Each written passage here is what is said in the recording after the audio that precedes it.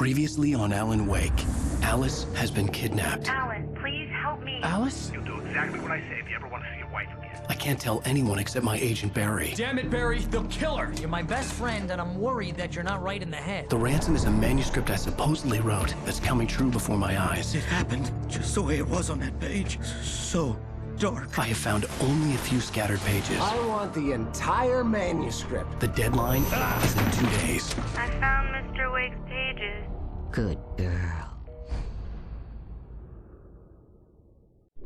How the hell did she get her hands on the manuscript anyway? I don't know. She's resourceful. I told you were too hard on her. Listen, I found out all sorts of interesting stuff while I was digging around. Yeah. Mr. Wake, it's Sheriff Breaker. We have an FBI agent here, Agent Nightingale. FBI? He's anxious to see you. You'd better come to the station. Okay, I'll be right over, Sheriff.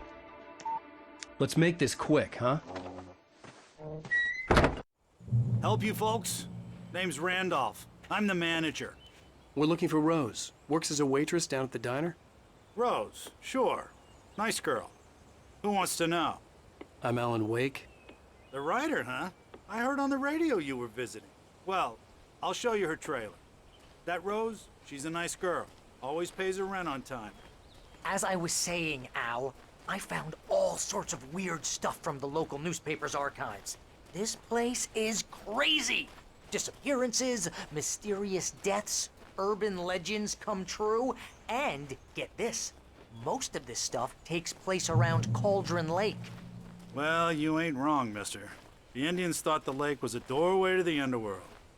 I'm the God-fearing type myself. I don't hold with that sort of thing. Yeah, okay. Anyway, there was an island there owned by a guy called Thomas Zane. Now, some of the articles I found about him make him out to be a famous writer, but I ran a bunch of searches, couldn't find a single thing he wrote. Zane was heavily into diving, so much so that the place came to be called Diver's Isle. But the volcano under the lake erupted in 1970, and Zane went down with the island.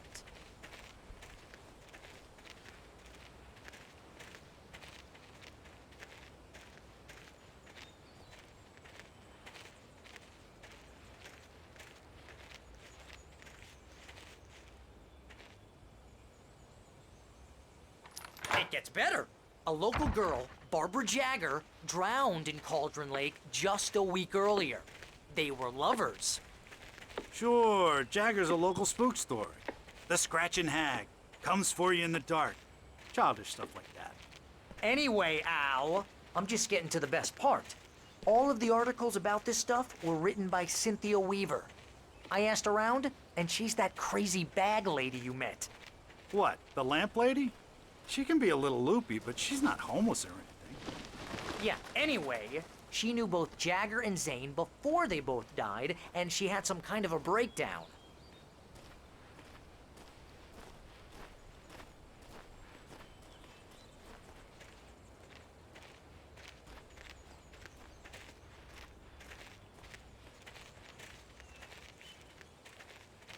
Well, mister, this here's Rose's trailer. You mind me asking what you want with her? We're just here to talk to her, pal.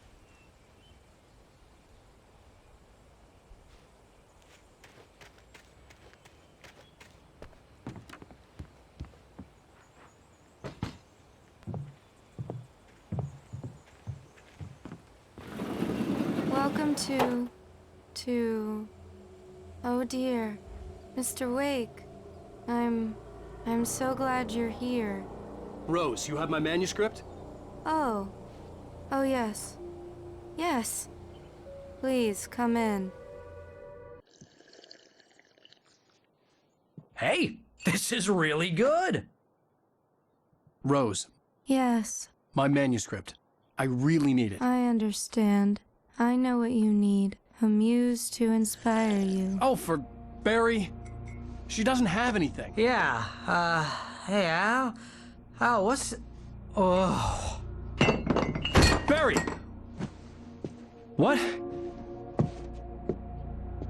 What?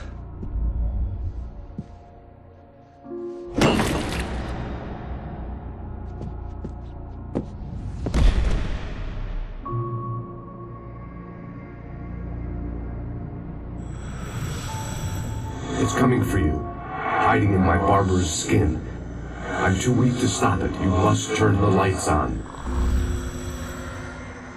I promised I'd come visit you and your lovely wife. You must finish what you started. I insist. You must turn the lights on. Turn the light on. Back to work, boy.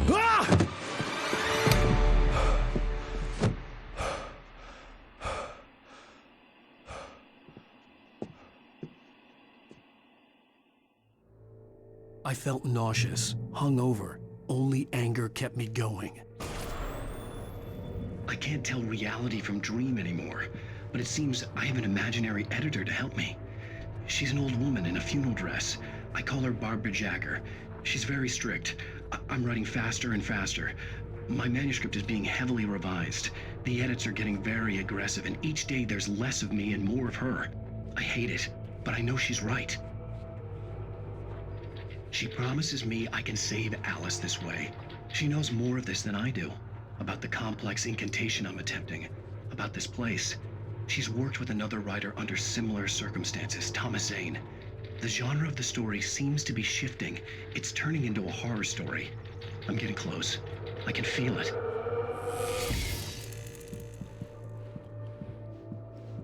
Rose took a day from me. I had less than 12 hours left to meet the kidnapper. All I could do was get Barry into the car, work something out once I got on the road. Welcome to the Oh Dear Diner. What can I get you today? Coffee? I couldn't work up much hate for Rose. Something had used her to get to me and left its mark. First refill is free. Milk and sugar on the counter there. My gun and flashlight were gone. I'd have to find a way to get Barry into the car as quickly as possible. There was no time to waste.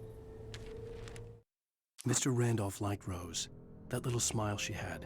How she was still sweet when life had tried so hard to make her bitter. It wasn't any of his business what she did in her trailer. But those strangers, the writer and his smart-ass sidekick, looked like trouble. And they'd been in there for hours, way past her normal bedtime.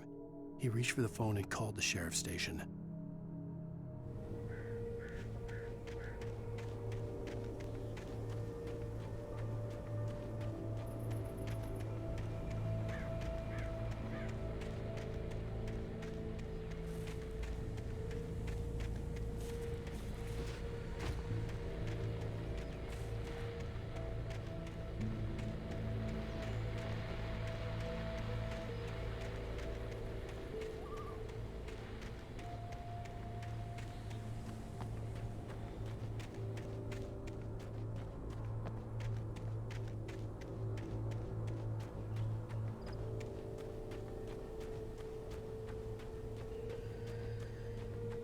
Oh, you're gonna get it now. God knows what you've done to that poor girl. This is Agent Nightingale, FBI! Get him up, Hemingway! You're under arrest! You move a muscle, I'll unload right in your goddamn face! Stay right where you are, Spillane!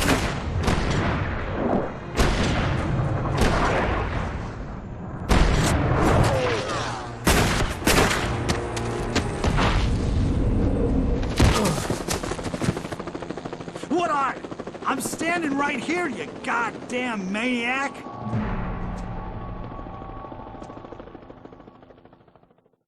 I hated to leave Barry behind, but there was no way I'd miss my appointment with the kidnapper. Give it up, Mr. Wake! Come on! Get after it! Don't let him get away! Move it! Move it! Move it! I'll have your shot when you let him get away!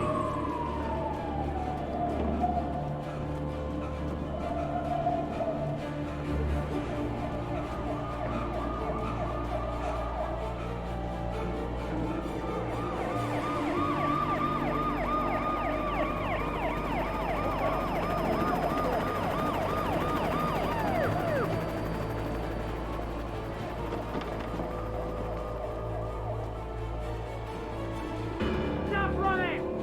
Freeze! Okay, Ben. Keep your eyes peeled. He's gonna try to make it through here. Oh, damn.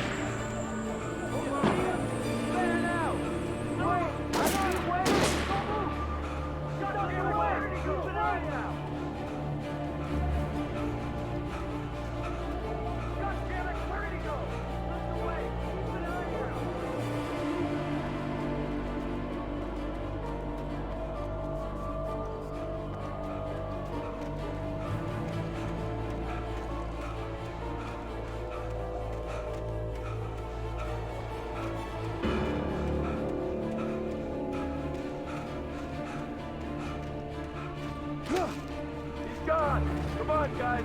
We need to head him off! For decades, the darkness that wore Barbara Jagger's skin slept fitfully in the dark place that was its home and prison. It was hungry and in pain. It dreamed of its nights of glory when the poet's writing had called it from the depths and given it a brief, terrible taste of power and freedom. The rock stars had stirred it from the deep sleep the poet had sunk it back to in the end. When it sensed the writer on the ferry, it opened its eyes.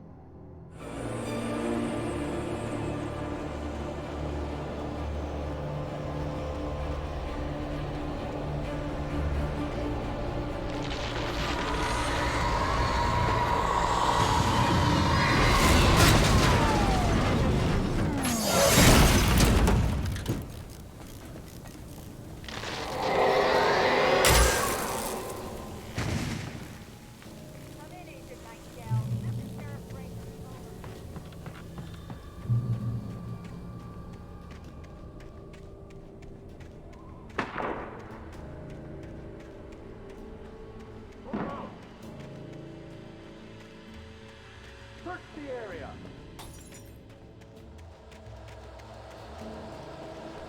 Stay sharp! This way! Over here!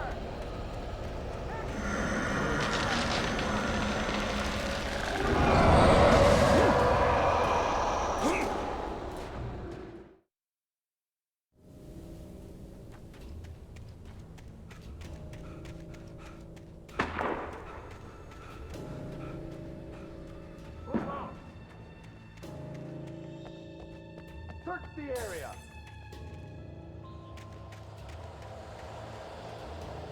Stay sharp! This way! Over here!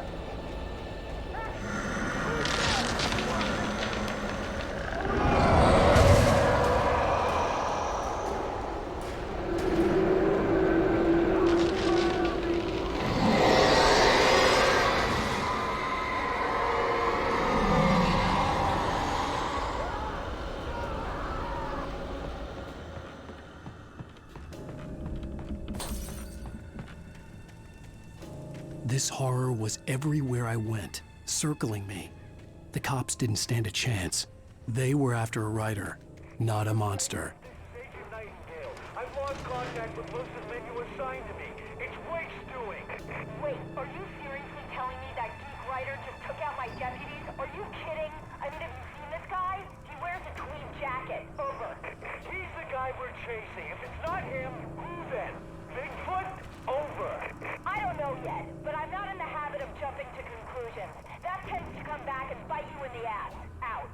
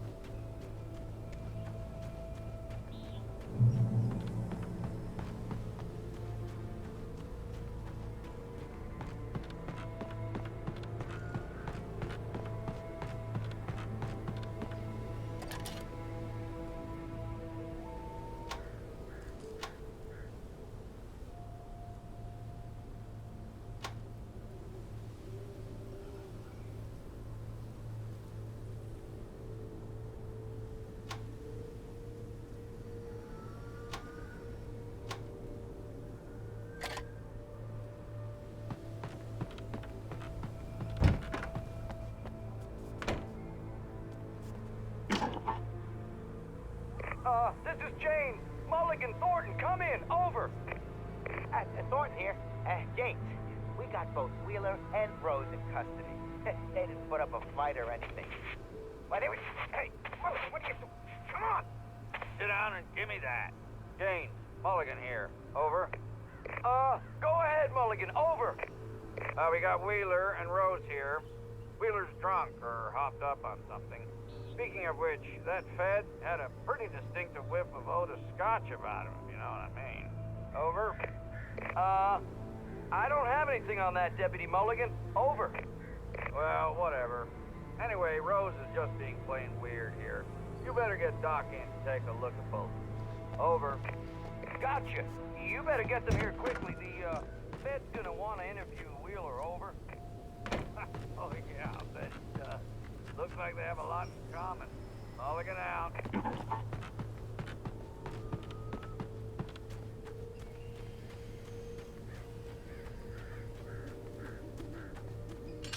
I imagined that the broadcast tower in the distance was part of the local radio station. Maine seemed like a decent guy. Perhaps he could give me directions to the coal mine.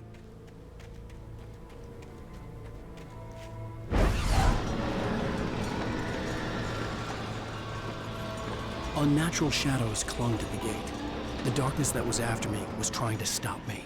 I wouldn't get through without a light.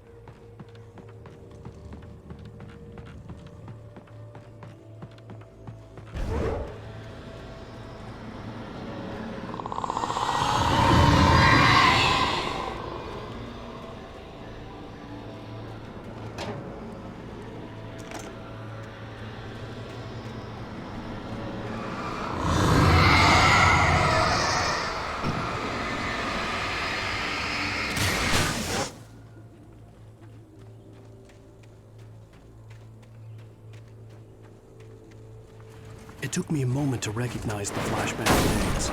They were an ideal weapon for my situation. Team 1, come in. Over.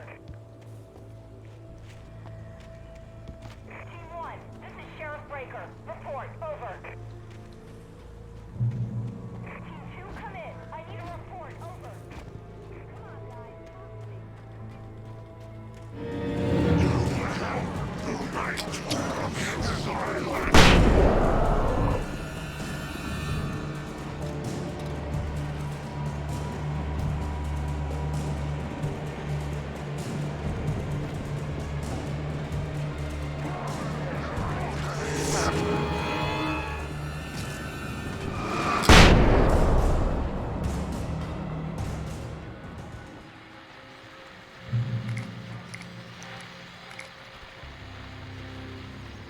And here's another call. You're on KBF-FM with Pat Maine. It's Milt Peabody, Pat. What's on your mind, Milt? Well, I live near the trailer park, Pat, and there's a big ruckus going on over there. Well, that's just up the road from me, too. What's going on, do you know? I don't know, but there's a bunch of police cars there, lots of sirens, a helicopter buzzing around, and I think I heard some gunshots. Gunshots? Yes, sir, like from a pistol. So can you find out what's going on? Because it's just next door and they're popping off guns there. They're still shooting? No, it was maybe 10, 15 minutes ago. It sounds serious, Pat. I'm telling you, it don't sound like no party. Well, I'm certainly going to give the station a call, Milt. Okay. You'll hear it here as soon as I hear from them. Okay, thanks.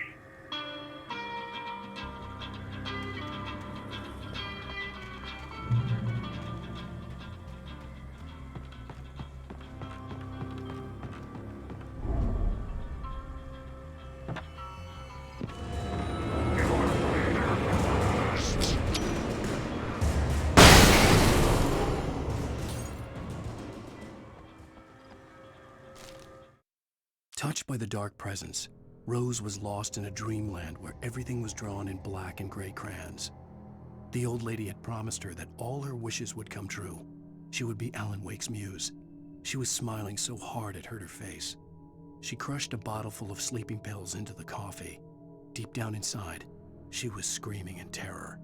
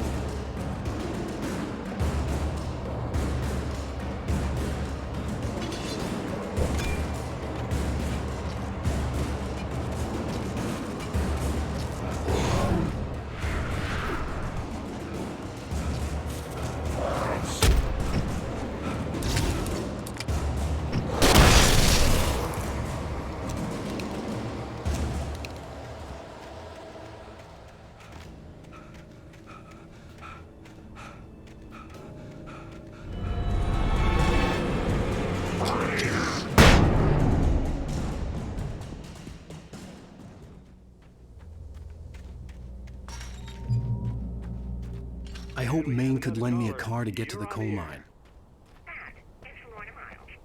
Why, hello, Lorna. What do you have for us? What do you mean? It's a trailer park. Of course you're going to have trouble in a place like that. I mean, what do you expect? The sheriff should be helping us normal citizens instead of wasting resources on those people. Well... Let the trash sort themselves out. I'm sorry, but my granddaddy settled in Bright Falls in 1911. Well, thank you very much for that compassionate viewpoint, Lorna. Oh, here's a little surprise. The famous writer Alan Wake just walked in. Folks, I'm going to see if I can talk him into an interview. Come on in, Mr. Wake. Oh, I'm so glad you could find the time to do this, Mr. Wake. Nowhere to run now, Dan Brown. You back away from me. Don't hurt it. Whoa. Everyone calm down. Put the gun down. We're all friends here, right? Cool your jets, Nightingale. We got him. Judas Priest! What the hell's the matter with you? There's a civilian in there.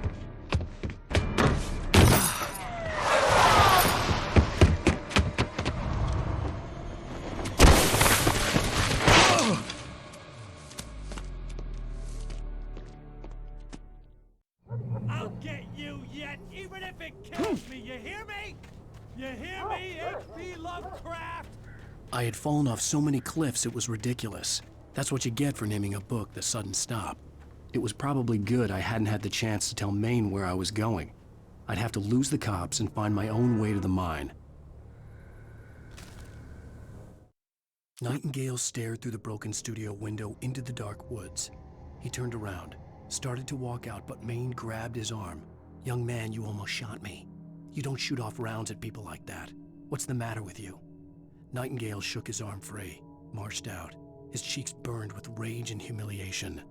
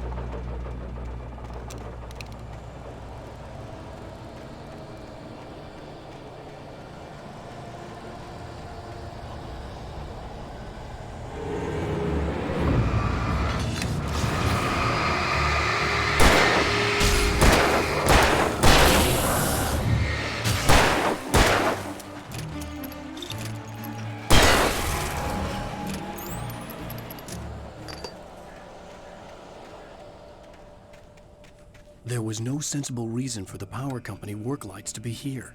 It was almost as if they'd been left for someone like me to use.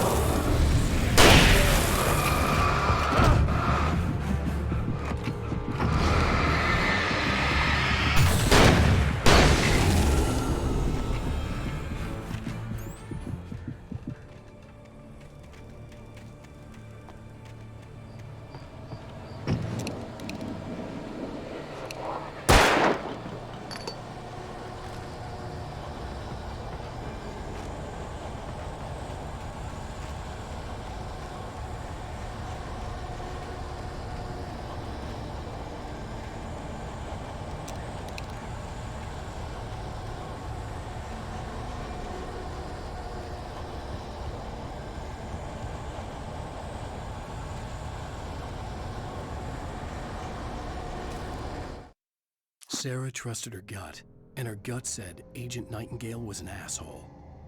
He felt wrong, and it wasn't just the smell of stale booze. It was in the way he flashed his badge, pulled rank, the look in his eyes when he wanted answers. Where was Alan Wake? What was this about an accident? Where was his wife? And most importantly, why did she let Wake go? He wouldn't answer her questions. Federal business was all he'd say.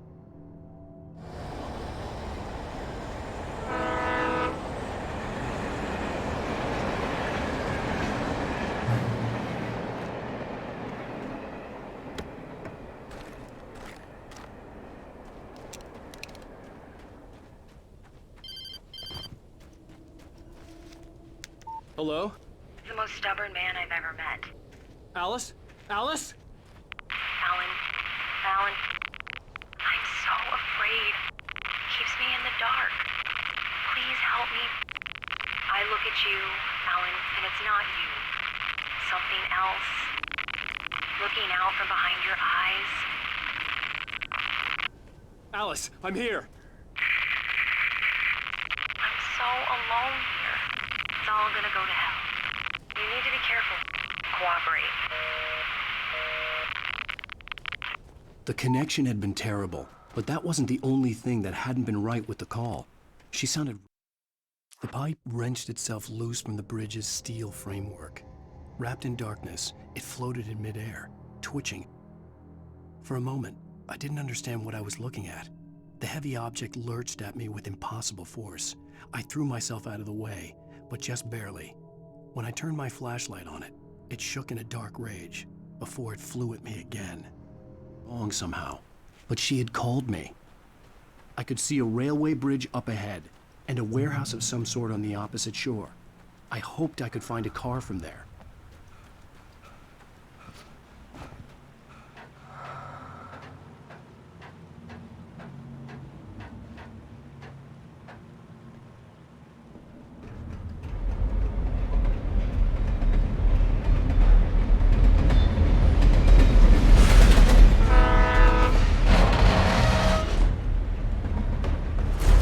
That was pursuing me was growing stronger, and it was taking over everything in its path.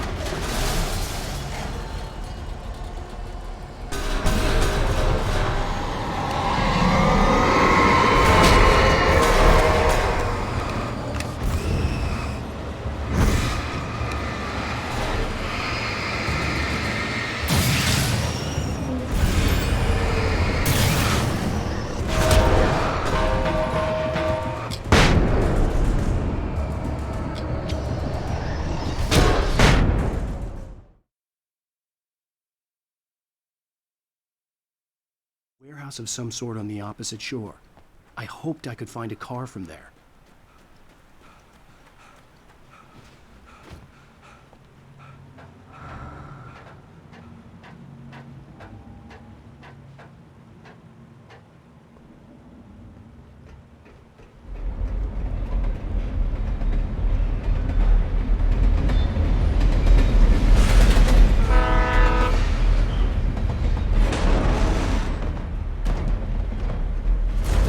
That was pursuing me was growing stronger, and it was taking over everything in its path.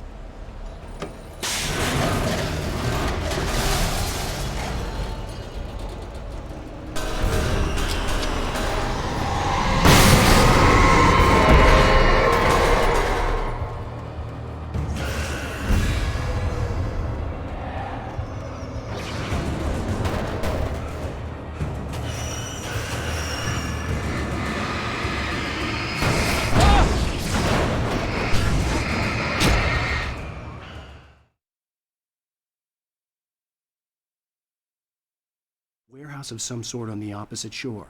I hoped I could find a car from there.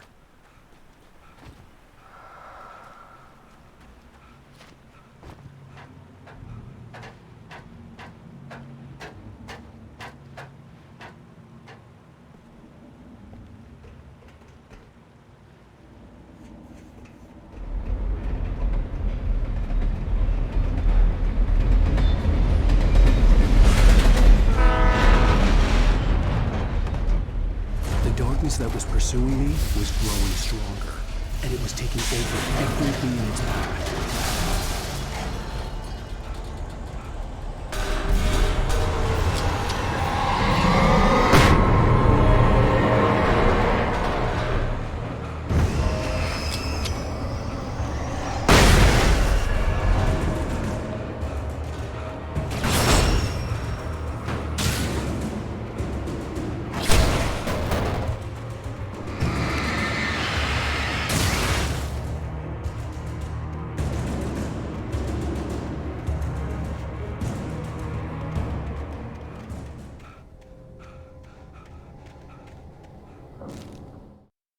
I slammed the door shut right in his smug face.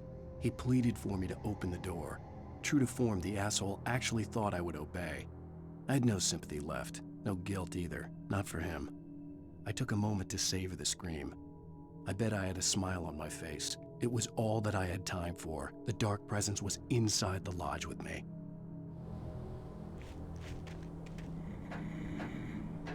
As a teenager, just starting to get interested in writing, Stephen King had been a source of inspiration to me. I thought about all the inanimate objects that had come to life in his books. No one is safe in a good horror story. Certainly not the protagonist. That's what makes them fun. This was anything but. The darkness could possess anything, and it was getting closer.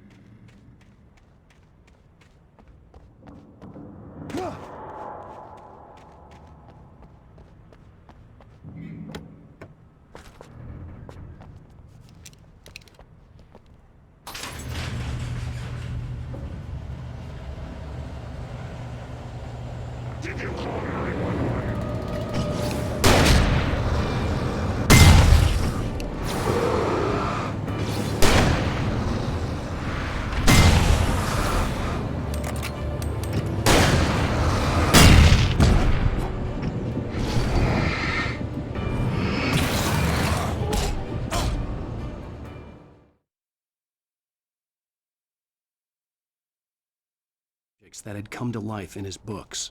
No one is safe in a good horror story. Certainly not the protagonist. That's what makes them fun. This was anything but. The darkness could possess anything, and it was getting closer.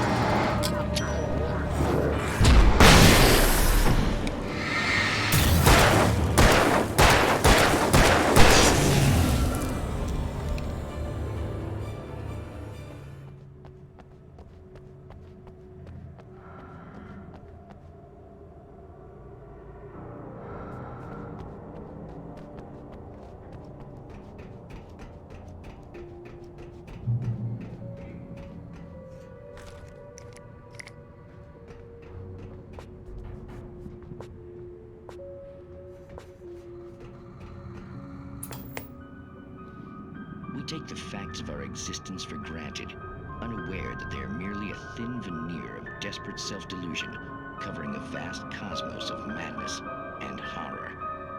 All too often, the stars are right. In Night Springs. Tonight's episode, A Family Occasion. Journalist Alvin Derleth's trip to study the local customs of an insular community in Night Springs has been less than successful.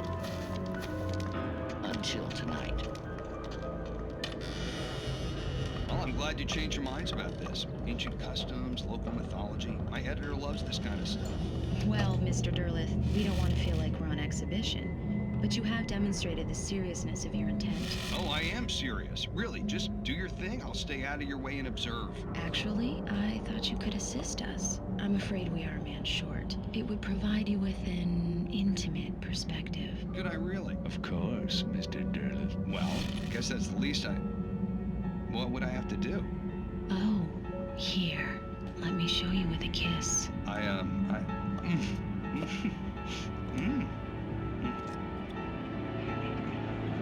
What did you...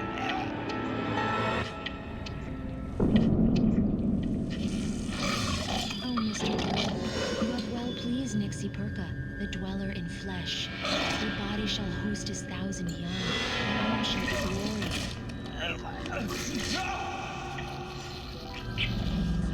Shh, darling, be calm. Shh. Alvin Derleth learned a harsh lesson. If you go looking for mythology, it may come looking for you. And such quests always bear fruit. Night Springs.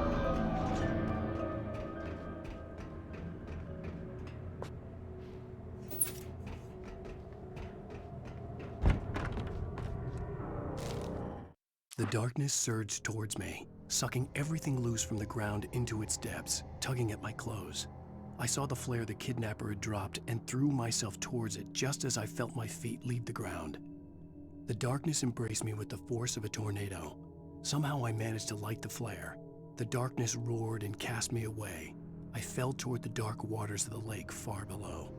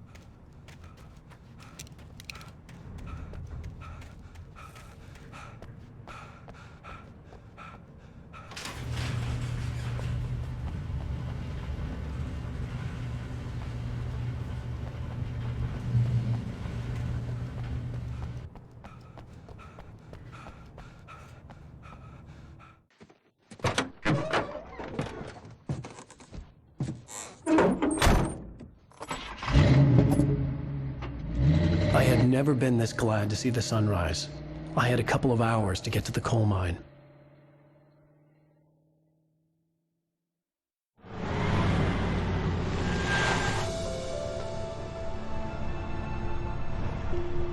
The coal mine wasn't far now.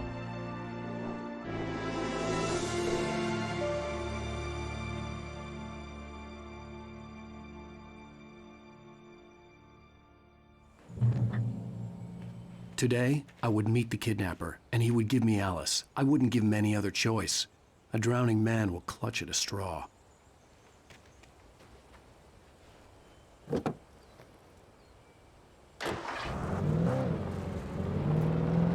Little by little, without realizing it, I'd come to believe that the story in the manuscript was coming true.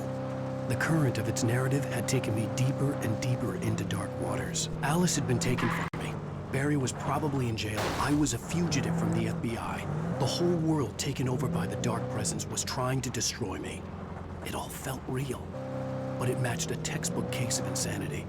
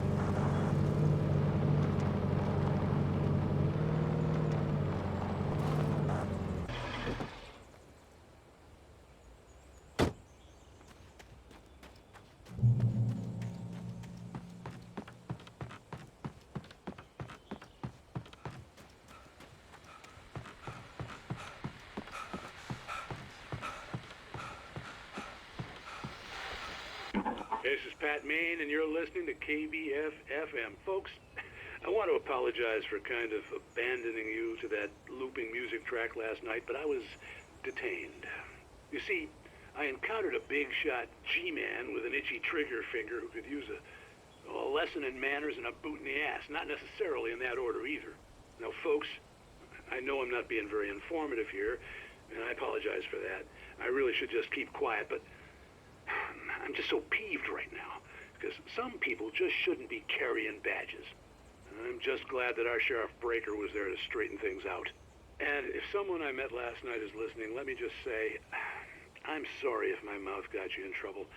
I'm pretty sure you're not the bad guy here. Godspeed, son. I hope you know what you're doing.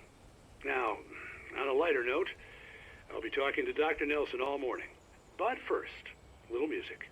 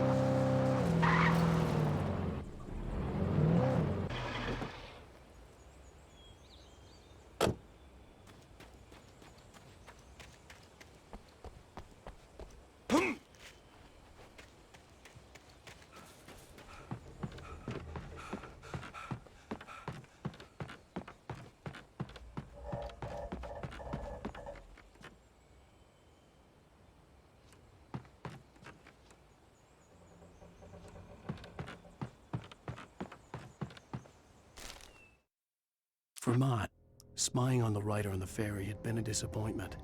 His boss had made Wake out to be something special, but Mott hadn't been impressed. He'd gotten a good long look at the wife, though, and he liked what he saw. Mott had fantasized about goading Wake into a fight, but it hadn't happened. Still, he'd get his chance to see if the writer had anything in him. He'd been promised as much.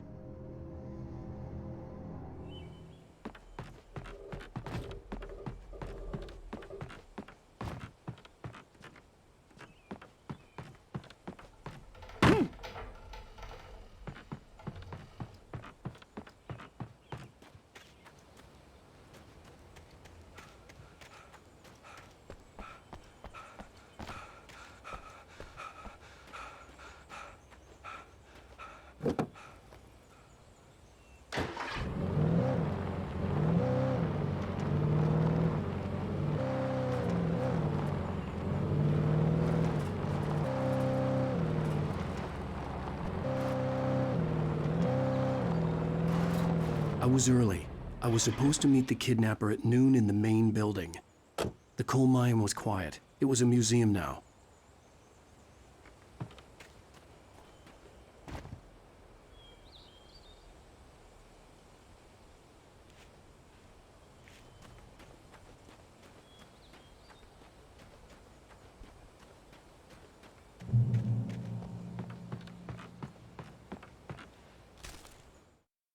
With Nightingale gone and the night wind blowing in through the broken studio window, Maine stared at Sarah.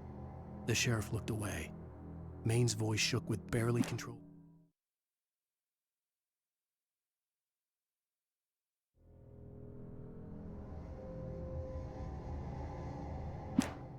With Nightingale gone and the night wind blowing in through the broken studio window, Maine stared at Sarah. The sheriff looked away. Maine's voice shook with barely controlled anger. That boy's doing more drinking than thinking. I hope you know what you're doing, Sarah. He's got a sickness in his eyes.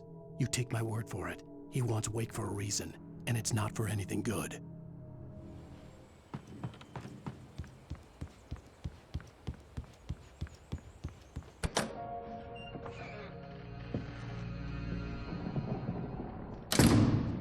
I didn't want to go outside.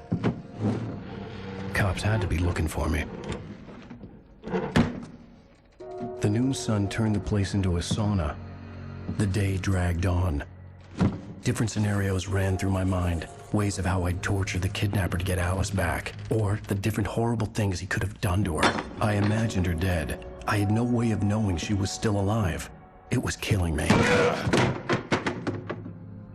I was running on blind hope. It was all a waste of time.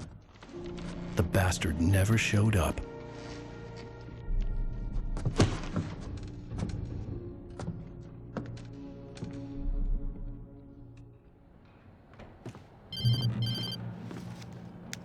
Wake! Where the hell are you? Change of plans. You know where Mirror Peak is? It's a big mountain north of where you are. You follow the path from the mine, you can't miss it. There's a lookout point there. I'll be waiting. I'm through being jerked around You by want to you. see your wife alive? Because if you do, you better watch what you say to me. Do we understand each other? I want to talk to Alice. Yeah, and I want the manuscript. Don't keep me waiting, Wake. Hello? Hello? Ah! I'm gonna kill him. I had to get to Mirror Peak.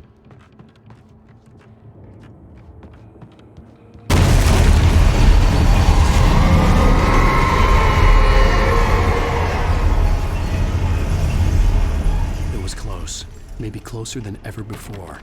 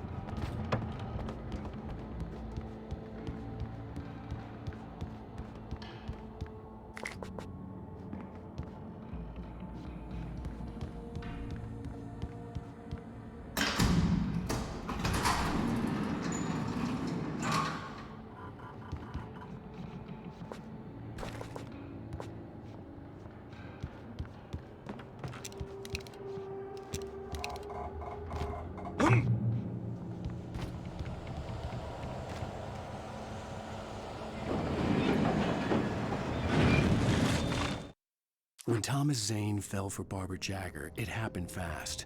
She was young, vibrant, and beautiful, full of life. He had never been a very happy man, and without any seeming effort, she had changed all that. Zane felt good for the first time in his life. Everything she did was another piece of a jigsaw puzzle he hadn't even known he'd been missing. And best of all, she made the words flow, strong and sharp. She was his muse.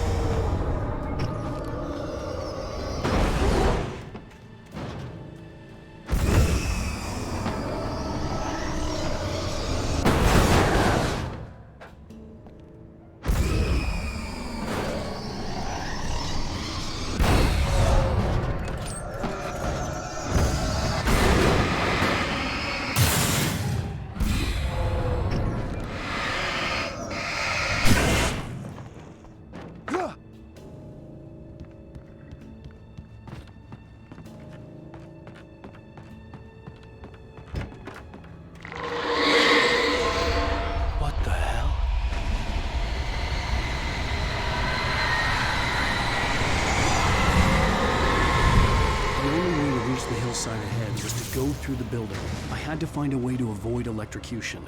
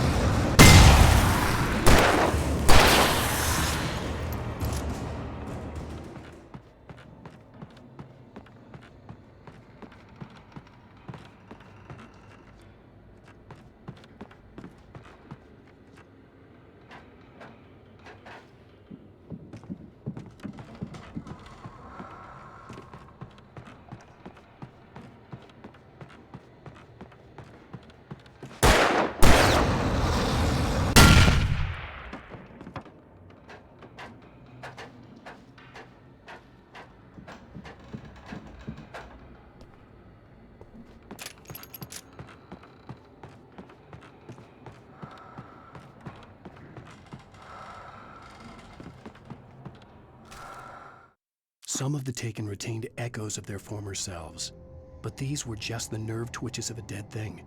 Nothing remained but a shell covered and filled with darkness.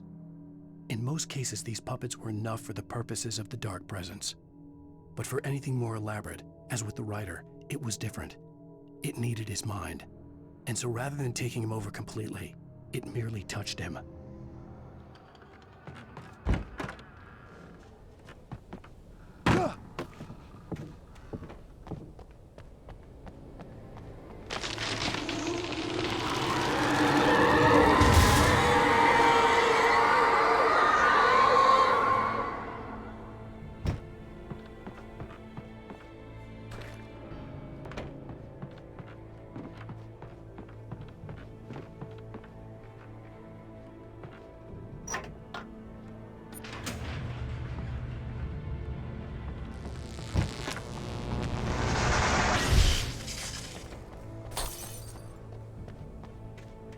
There was no way the flashbang grenades were Standard Power Company equipment.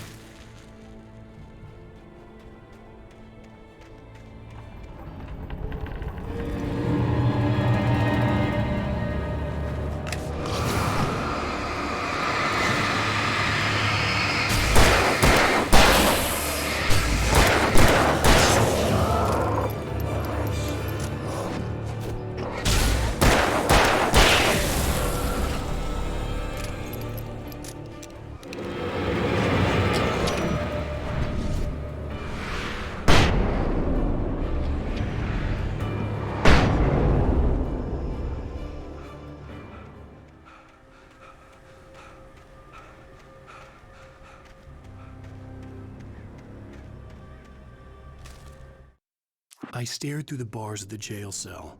Barry stood behind me, swaying on his feet, looking as ill as I felt. Agent Nightingale stood on the other side of the bars with Sheriff Breaker. Nightingale had a stack of manuscript pages in his hand. He seemed unhinged as he gloated. "Well, I've got you now, Raymond Chandler. It's all here, all the evidence, including conspiracy to murder a federal agent."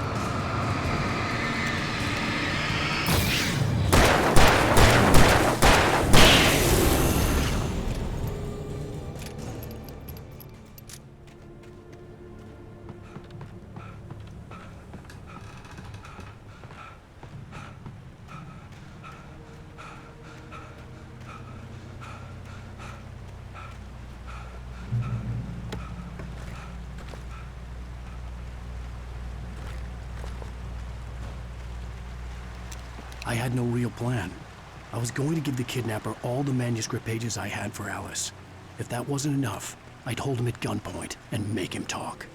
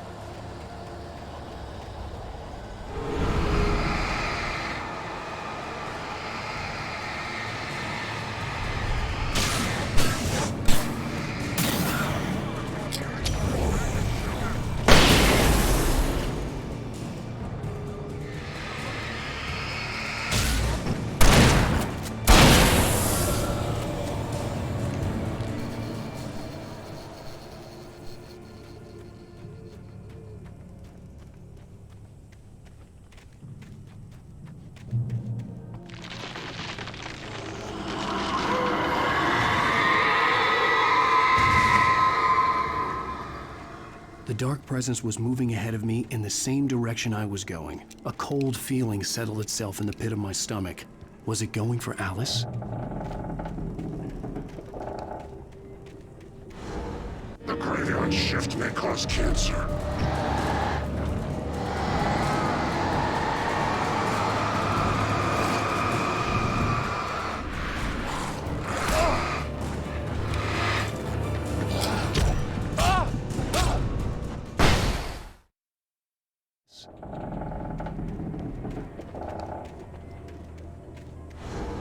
The graveyard shift may cause cancer.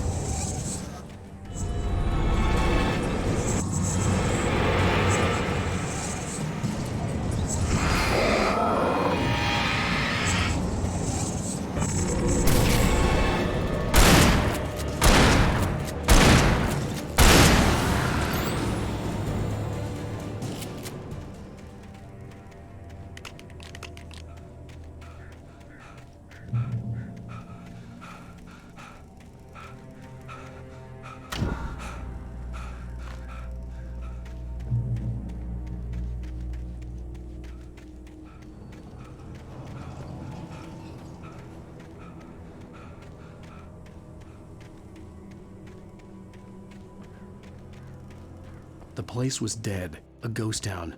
Had been for decades, maybe a century.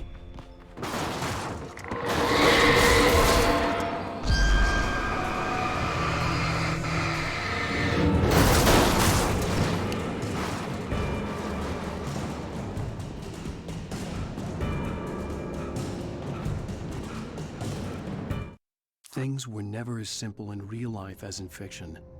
I had lost count of the times I had wished there'd be a clear reason for my writer's block. Something to fight, something to lash out on. There wasn't.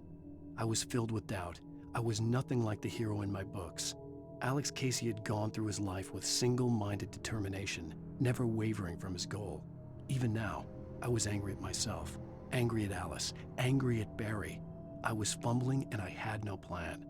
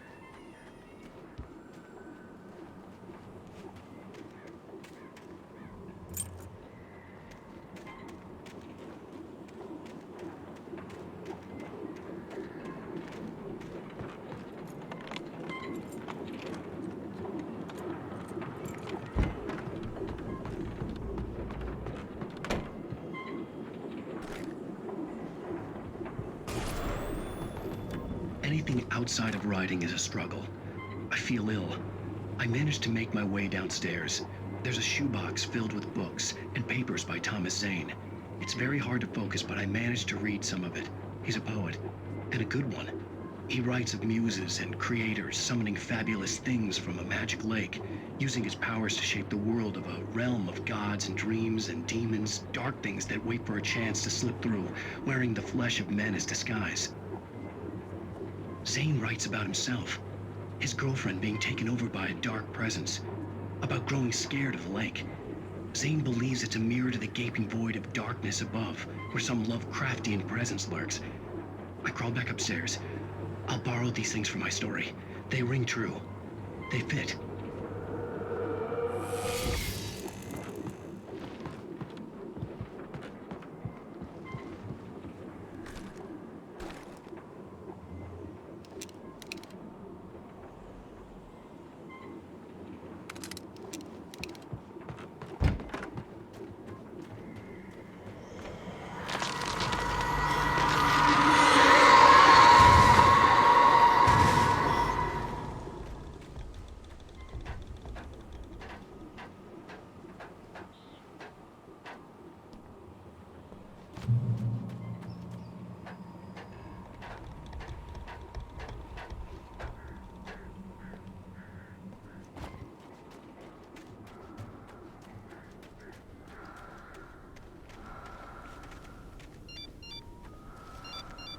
The kidnapper had sent me a text. The message was full of spelling errors and insults. It was telling me to hurry up.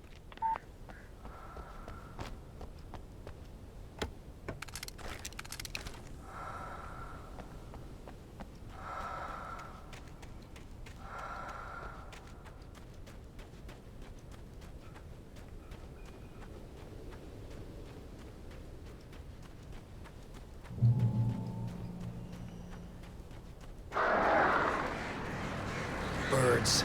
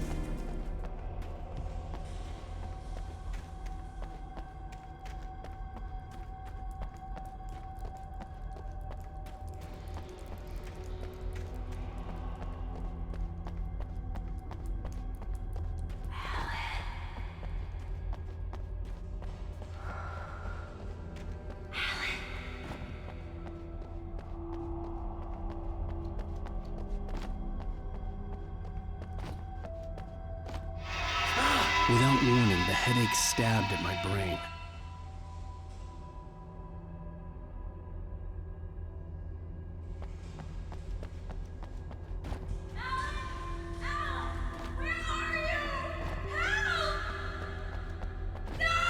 Alice? Alice?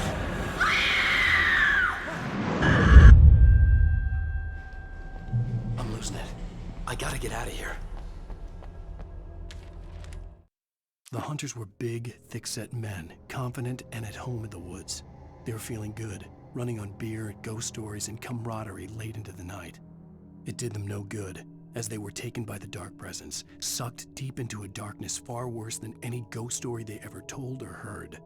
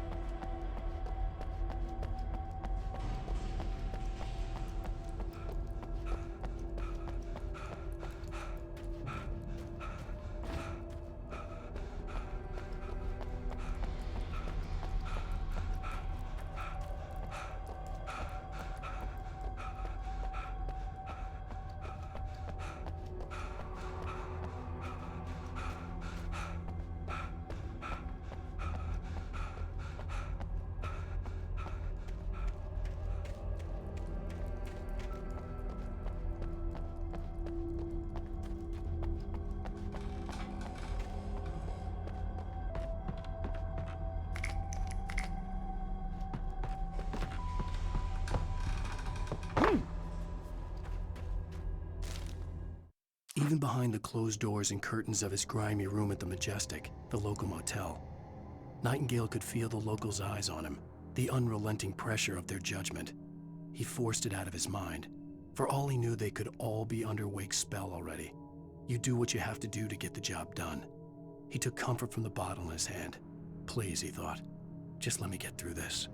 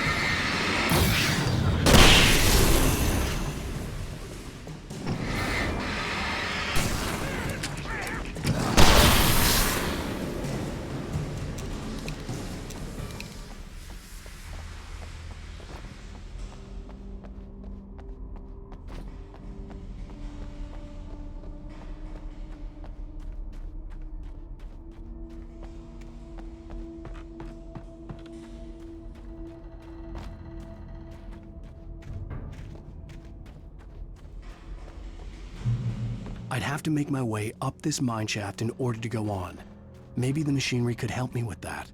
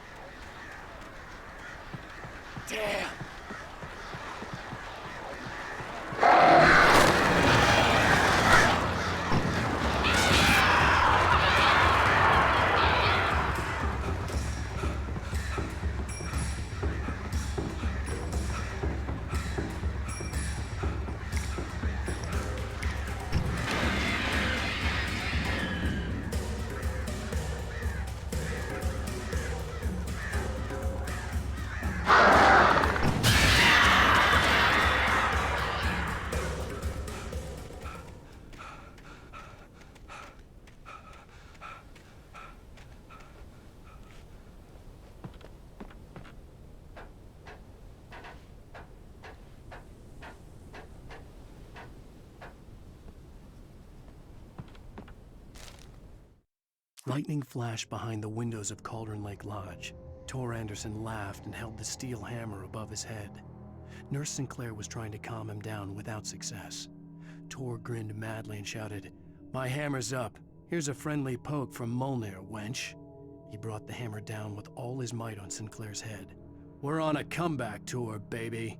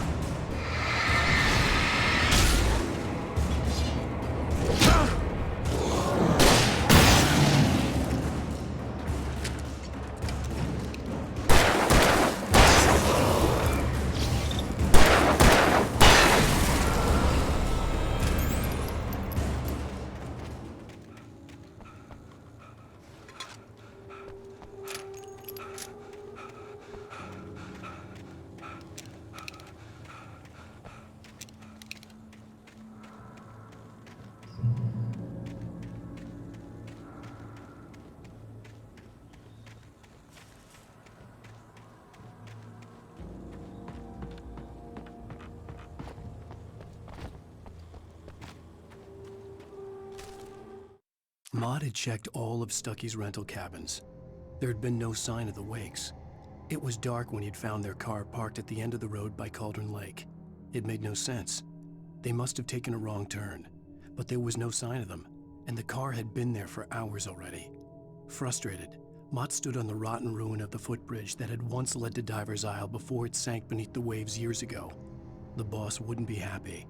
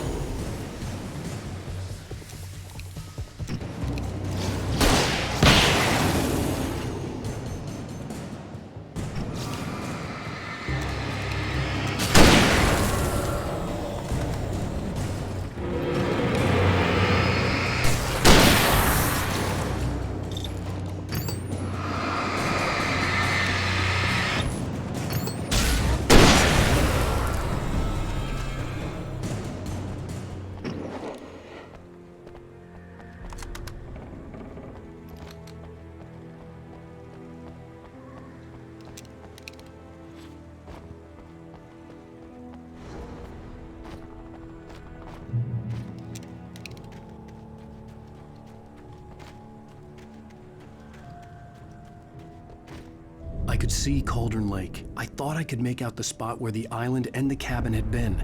There was a light near it. It had to be a boat.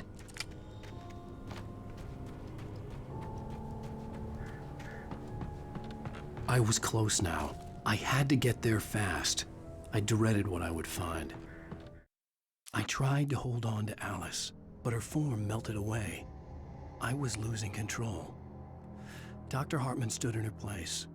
I wanted to hit him, but my arms were jelly. He smiled. It was a reassuring smile, and I hated him for it. I had to give you a sedative. Don't fight it. You went through another rough period. Right now, it's very important that you stay calm. We don't want you to have another episode. You're a patient at my clinic. Have been for a while now.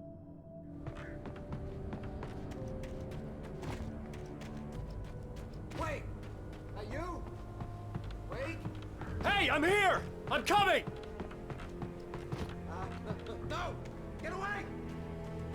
Sorry. Please, lady. The boss didn't know who he was messing with. I didn't know. I swear I didn't know.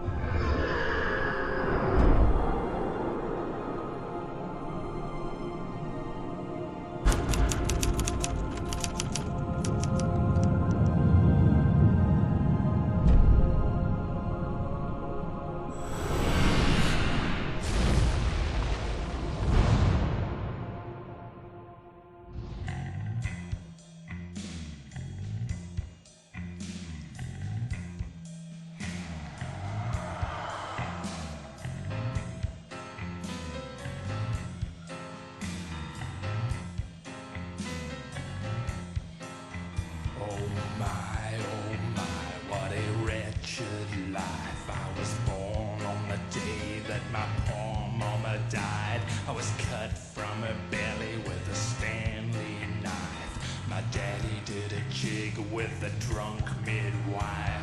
Who's that yonder all in flames, dragging behind him a sack of chains? Who's that yonder all in flames? Well, up jumped the devil and he staked his claim on me.